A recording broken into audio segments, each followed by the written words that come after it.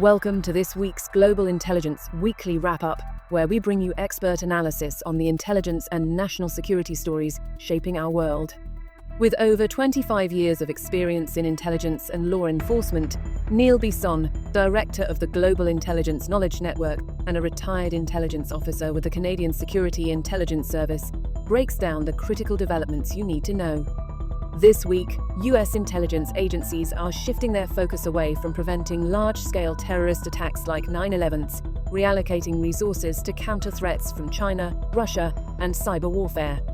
Is this a necessary evolution, or could it leave the U.S. vulnerable?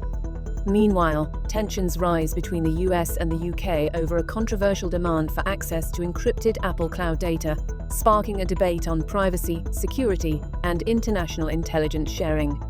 We're also tracking Russia's covert sabotage operations in Europe, the detention of a British couple in Iran on espionage charges, and the CIA's increasing use of drone surveillance to monitor Mexican drug cartels. And in Australia, ASIO has uncovered foreign plots targeting individuals on Australian soil, raising serious questions about global espionage and interference. Stay tuned as Neil unpacks these urgent developments. Now, let's get started. Hello everyone and welcome back to the Global Intelligence Weekly Wrap-Up. I'm your host, Neil Bisson, the Director of Global Intelligence Knowledge Network. There's been some major stories in the world of intelligence this week, including terrorist listings of Mexican drug cartels and the arrest and detention of a British couple in Iran for espionage. So without further delay, let's get into it. For this week's first story, we start in the United States, where we're looking at a major shift in U.S. intelligence priorities, as agencies scale back efforts to prevent another 9/11-style terrorist attack. Instead, their focus is shifting towards countering threats from China, Russia, and cyber warfare. A recent Global News article highlights how U.S. intelligence agencies are reallocating resources, moving away from counterterrorism and focusing more on geopolitical threats like Chinese espionage, Russian cyber operations, and emerging AI-driven intelligence challenges. This shift raises an important question. Does this realignment leave the U.S. vulnerable to another large-scale terrorist attack? From an intelligence standpoint, the concern is clear. While terrorism has evolved, groups like ISIS and Al-Qaeda are still active, and lone actor attacks remain a persistent threat. With fewer resources dedicated to counterterrorism, there's a risk of blind spots developing, something that history has shown can have catastrophic consequences. This isn't the first time intelligence priorities have shifted. After 9/11, the U.S. built a massive counterterrorism infrastructure. Now, with threats from state actors dominating global security concerns, agencies are pivoting. A similar transition happened during the Cold War, when counterterrorism was deprioritized, only for 9/11 to expose dangerous gaps. The key challenge is now ensuring intelligence agencies don't repeat past mistakes. Balancing strategic threats with the unpredictable nature of terrorism is not an easy task. The article includes insights from Dan Stanton, a former CSIS executive officer, who cautions against shifting focus too far from counterterrorism. Stanton warns that terrorist groups haven't disappeared, and that reducing counterterrorism efforts could create opportunities for adversaries to exploit weaknesses in Western intelligence. He emphasizes that intelligence isn't just about reacting to current threats, it's about anticipating the next move. If agencies shift too many resources away from counterterrorism, they might not notice the warning signs until it's too late. From my perspective, Dan Stanton's concerns are well-founded. While geopolitical threats demand attention, terrorism is an adaptive challenge. History has shown that while intelligence agencies take their eye off the ball, bad actors find ways to exploit those gaps. The key is maintaining a layered, flexible approach, one that doesn't neglect any major threat vectors. The U.S. intelligence community is shifting resources from counterterrorism to focus on China, Russia, and cyber warfare. While this reflects evolving threats, history has shown that deprioritizing counterterrorism too much can have serious consequences. The challenge will be striking the right balance, ensuring intelligence efforts remain proactive, not reactive.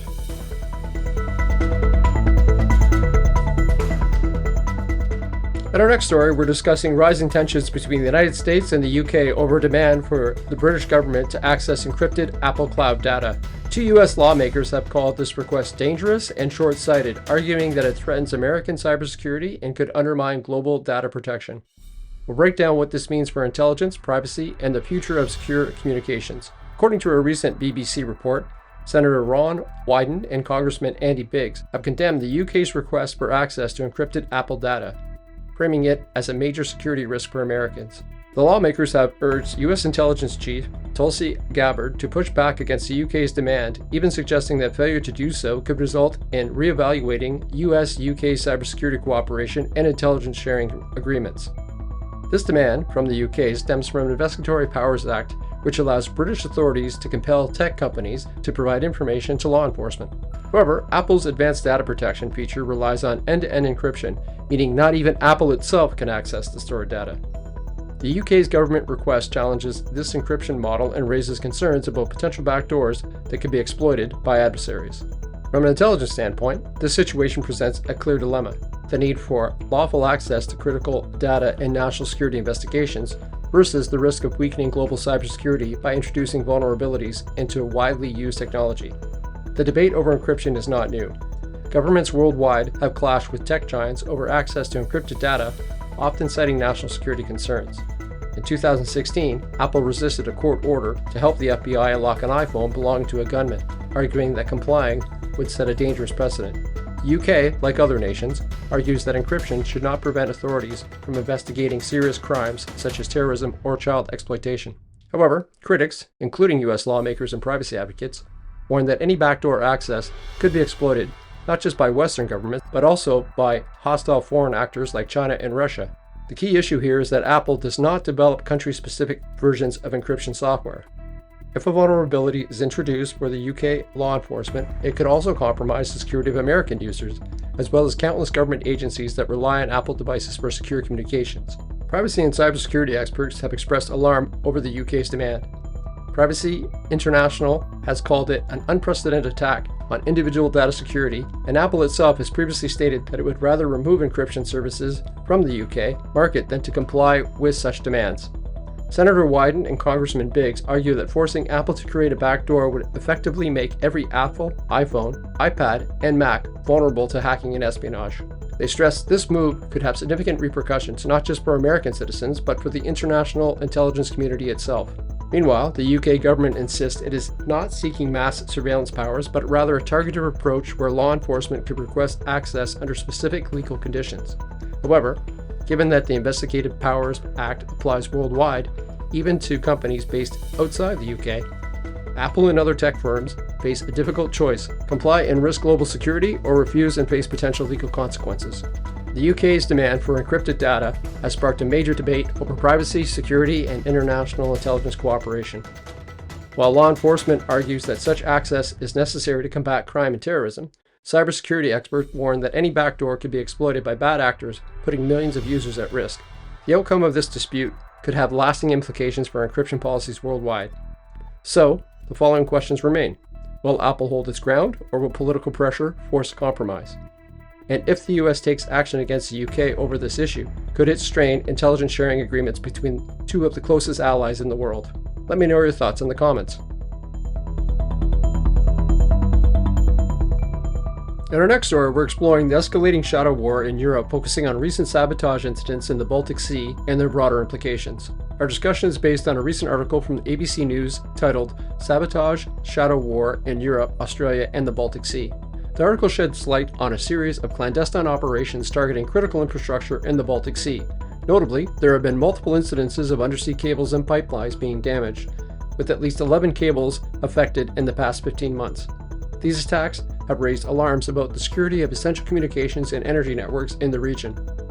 These acts of sabotage are indicative of hybrid warfare tactics, where state and non-state actors employ unconventional methods to disrupt and destabilize adversaries.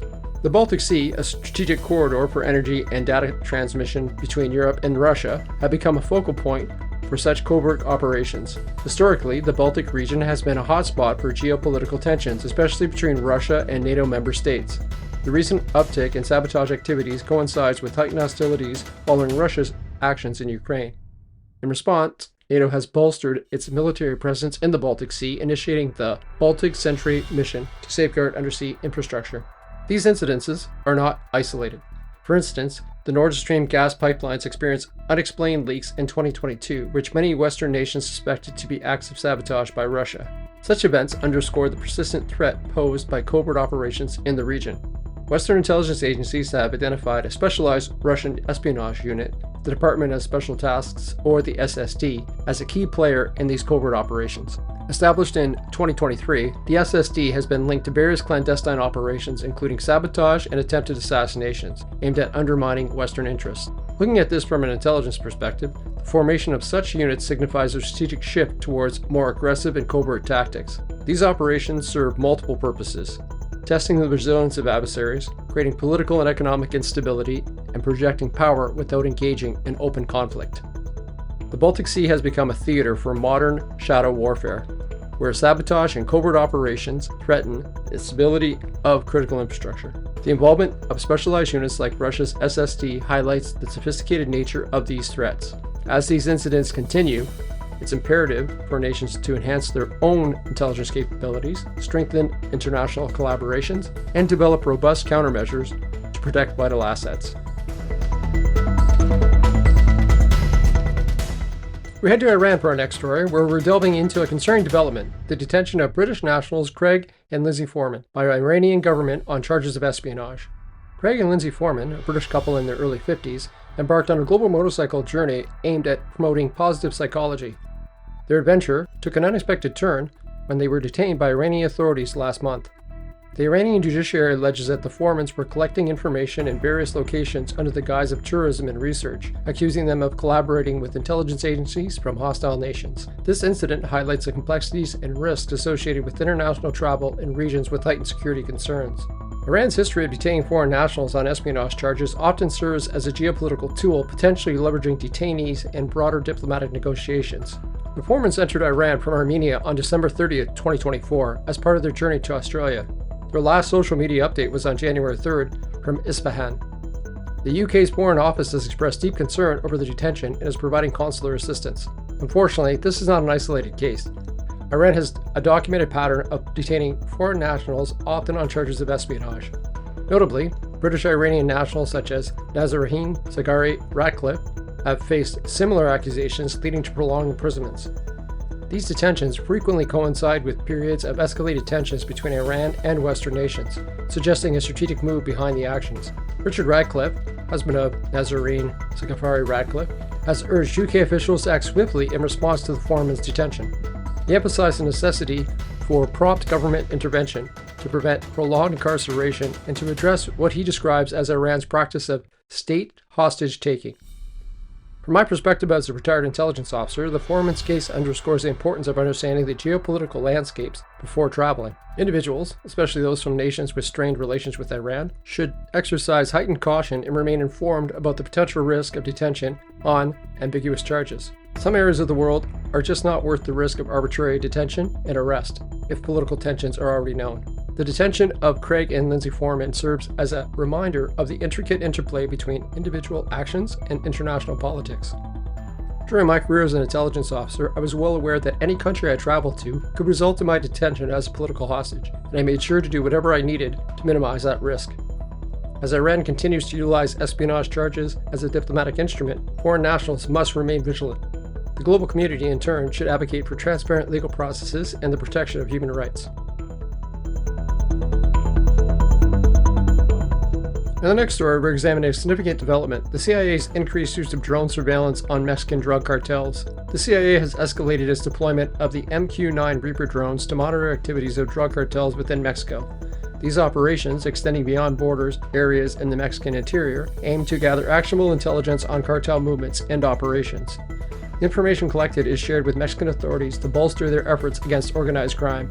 From an intelligence standpoint, this initiative underscores the U.S. commitment to addressing the cross-border drug trafficking crisis.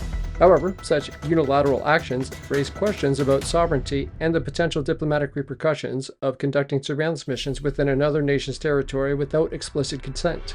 This enhanced surveillance program began during President Joe Biden's administration and has intensified under President Trump, who has designated Mexican drug cartels as foreign terrorist organizations. This designation grants the U.S. broader authority to combat these groups, including expanded surveillance and potential military interventions. The relationship between the U.S. and Mexico is currently strained, with Mexican President Claudia Sheinbaum downplaying reports of U.S. drone operations as part of a little campaign. This reaction highlights the delicate balance between collaborative security efforts and national sovereignty concerns. Security analysts suggest that while the intelligence gathered from these drone missions is invaluable for disrupting cartel operations, the lack of transparency and coordination with Mexican authorities could exacerbate tensions. This is a fine line between effective counter-narcotic strategies and respecting the sovereignty of neighboring nations. From my professional perspective, while the tactical advantages of such surveillance are clear, it's imperative to consider the broader geopolitical implications. Collaborative efforts, with mutual consent and clear communication, are essential to maintain trust and effectiveness in combating transnational threats. The CIA's increased drone surveillance over Mexican drug cartels represents a proactive approach to a persistent security challenge. However, balancing operational effectiveness with respect for international partnerships and sovereignty remains crucial. As these operations continue, the emphasis should be on fostering cooperation and transparency to achieve shared security objectives. Headed to Australia for our next story, focusing on troubling revelation from ASIO. According to a recent report by the Associated Press, the Australian Security Intelligence Organisation has uncovered plots by 3 foreign governments aiming to harm individuals on Australian soil. ASIO's Director General Mike Burgess disclosed that these plots included attempts to lure a human rights advocate to a third country for assassination. Other schemes targeted critics both within and outside Australia.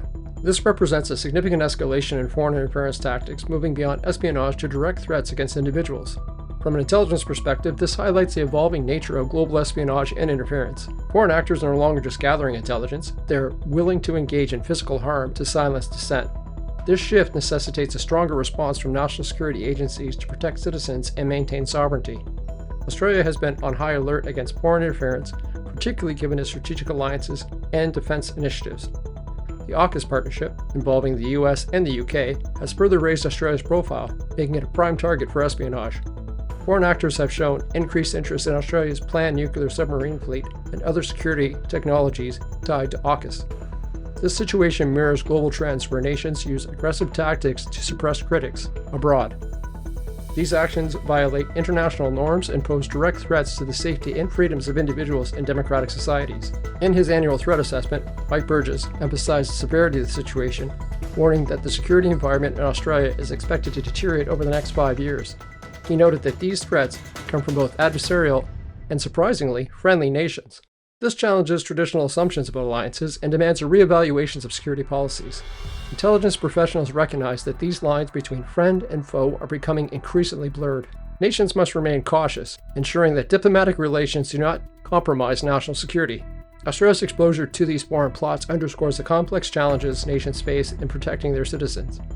As espionage tactics evolve, so must the strategies to counter them. Vigilance, adaptability, and international cooperation are critical in addressing these threats. Looking ahead, it's likely that foreign interference efforts will become more sophisticated, particularly with an advancement of technology.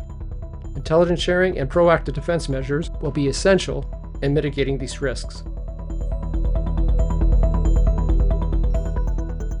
In our next story, we delve into Russia's growing footprint in Africa's Sahel region. Recent reports highlight Moscow's strategic maneuvers to bolster its presence in this volatile and resource-rich area. Russia has been steadily increasing its influence in the Sahel, a region plagued by political instability and security challenges. By forging military alliances and providing support to local governments, Moscow aims to fill the void left by retreating Western forces, particularly France and the United States.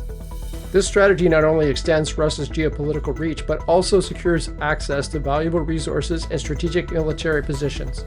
From an intelligence perspective, this development signifies a shift in the global power dynamics. Russia's engagement in the Sahel involves deploying private military companies, such as Africa Corps, to offer security assistance and training to local forces. This approach enables Russia to project power while maintaining plausible deniability, complicating the response strategies of Western nations. Historically, the Sahel has been a battleground for influence among global powers. France maintained a dominant presence until recent years when anti-French sentiment and political upheavals led to the withdrawal of its troops. This exodus creates a power vacuum that Russia has been quick to exploit. In countries like Mali, Burkina Faso, and Niger, military juntas have welcomed Russian support, viewing it as an alternative to Western intervention. This realignment has not only altered the regional security landscape, but has also raised concerns about long-term implications of Russia's involvement. Analysts observe that Russia's strategy in the Sahel is multifaceted, combining military assistance with information campaigns to sway public opinion. By positioning itself as a reliable partner against insurgencies, Russia gains favor among local populations and governments. However, this partnership comes at the cost of increased human rights abuses and prolonged conflicts, as seen in other regions where Russian mercenaries operate. Russia's expanding influence in Africa's Sahel region represents a significant shift in the geopolitical landscape. As Western powers reassess their roles, Russia's proactive engagement fills the void, bringing both opportunities and challenges to the region. Moving forward, it's crucial to monitor how this influence shapes the Sahel's security dynamics and the broader implications for global relations. In the next story, we delve into a critical cybersecurity issue. The Chinese state-sponsored hacking group known as Salt Typhoon has been deploying a custom malware tool called Jumbled Path to infiltrate U.S. telecommunication networks. This sophisticated cyber espionage campaign has significant implications for national security and the integrity of our communications infrastructures. This analysis is based on recent reports, including the article from The Bleeping Computer entitled "Chinese Hackers Use Custom Malware to Spy on U.S. Telecom Networks." Salt Typhoon, also known as Earth Estries and Ghost Emperor, has been active since at least 2019, primarily targeting government entities and telecommunication companies. Their recent activities involved the deployment of Jumbled Path, a custom utility designed to stealthily monitor network traffic and potentially capture sensitive data within telecommunication provider systems. The group's modus operandi includes infiltrating core network infrastructure, often through stolen credentials. Once inside, they deploy Jumbled Path to maintain persistent access and monitor communication without detection. This level of infiltration not only compromises the privacy of individual communications, but also poses a significant threat to national security by potentially exposing sensitive governmental and military information. From an intelligence perspective, the use of custom malware like Jumbled Path indicates a high level of sophistication and resources, suggesting state sponsorship. The ability to remain undetected within critical infrastructure for extended periods underscores the necessity for robust cybersecurity measures and continuous monitoring to protect against such advanced persistent threats. The telecommunications sector has long been a prime target for cyber espionage due to the vast amounts of data and sensitive information transmitted through its networks. The activities of Salt Typhoon are part of a broader pattern of state-sponsored cyber attacks aimed at gathering intelligence and compromising national security. In response to these threats, U.S. authorities has been urging telecommunication companies to bolster their cybersecurity defenses.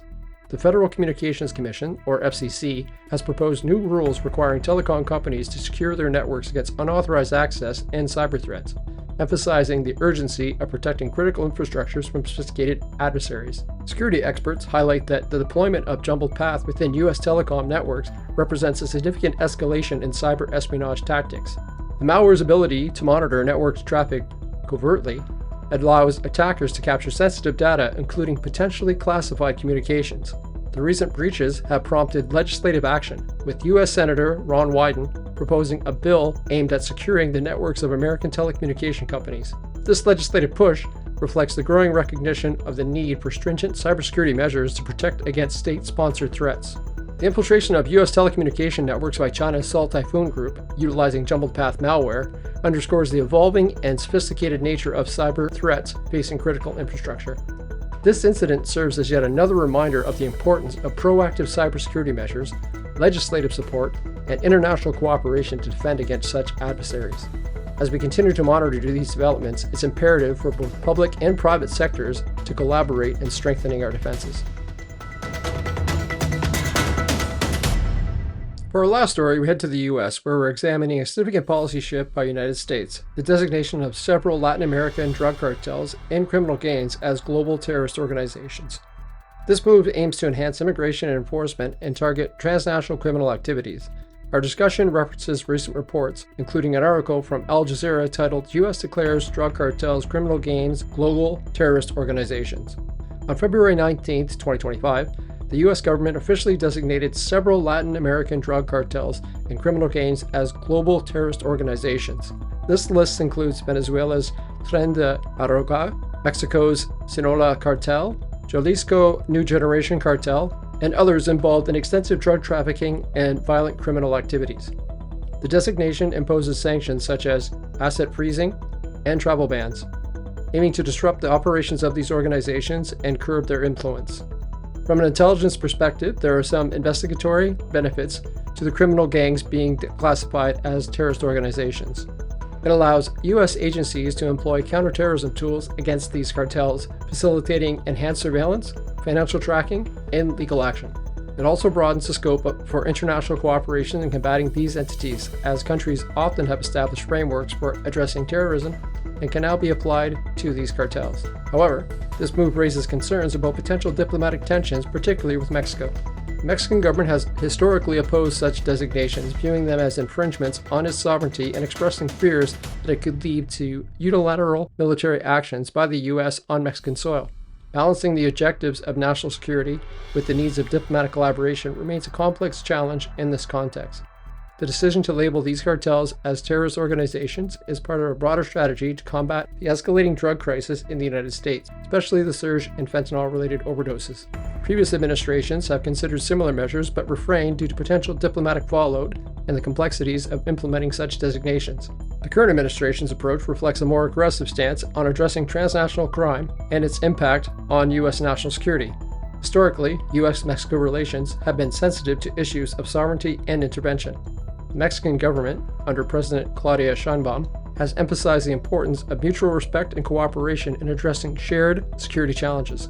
This designation could test the resilience of bilateral relations and necessitate careful diplomatic navigation to maintain collaborative efforts against organized crime. Security analysts suggest that while these designations provide U.S. agencies with expanded legal authorities to combat these cartels, its effectiveness will depend on implementation and international cooperation. There is a risk that unilateral actions could strain relationships with key partners, potentially hindering collaborative efforts essential for addressing the transnational nature of these criminal organizations. Mexican officials have expressed concern that this move could lead to an increased militarization of the drug war and potential violations of national sovereignty. They advocate for a focus on addressing the root causes of drug trafficking and violence through socioeconomic development and public health initiatives, rather than solely relying on punitive measures. The U.S. designation of Latin American drug cartels as global terrorist organization marks a significant escalation in the efforts to combat transnational crime. While it equips U.S. agencies with enhanced tools to disrupt these groups, it also presents challenges in terms of diplomatic relations and the potential for unintended consequences. As this policy unfolds, it will be crucial to monitor its impact on both diplomatic security and international partnerships. Well, that's all for this week. As always, the links to the stories discussed are in the transcript.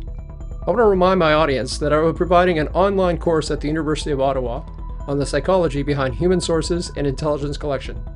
Class sizes are limited, so if you're interested, I recommend that you register as soon as possible.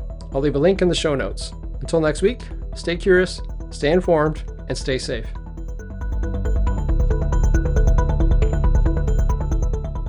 That's a wrap for this week's Global Intelligence Weekly Wrap-Up. From shifting U.S. intelligence priorities and the encryption battle between the U.S. and the U.K. to Russian sabotage in Europe and foreign plots uncovered by ASIO, today's stories highlight the ever-evolving and high-stakes world of intelligence. Bringing you these in-depth analyses takes time, experience, and a dedication to uncovering the intelligence stories that matter most. Each episode is the result of extensive research, careful analysis, and years of expertise in the field. If you found today's insights valuable, consider liking, sharing, or leaving a comment. It helps expand the conversation and grow the podcast's reach. And if you'd like to support the show and help keep these intelligence briefings coming, you can do so through Patreon or Buzzsprout. The links are in the show notes. Whether it's an ongoing contribution or a one-time donation, every bit helps ensure we can continue delivering expert analysis on the security issues shaping our world. You'll find the links in the show notes. Thank you for listening. And as Neil always says, stay curious, stay informed, and stay safe. See you next week.